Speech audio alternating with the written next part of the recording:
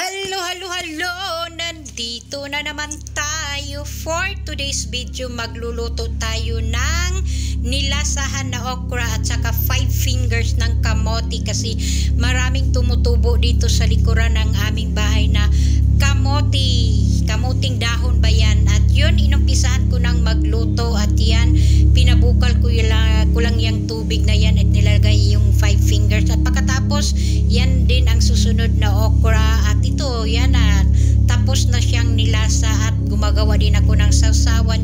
Yung sausawan ko, ano lang yan, limonsito at saka suka, asin at saka luya at kasi wala akong sibuyas na natira kaya yan na lang ang nilalagay ko at yan ang ganda ng presentation at nagluto din ako ng 2 egg. Yan o, ang ganda, masarap yan kasi matagal na akong hindi nakakain ng 5 fingers. Dati palagi akong kumakain ng 5 fingers kasi nandun sa aming farm mayroon kaming tanim kasi masarap yan kapag ginisa pero ayaw ng mother ko ng gisa kasi ayaw niya ng oil kaya yun, nilasahan ko na lang yan at yun ang kanyang presentation. Yun lang, thank you so much for watching and follow for more.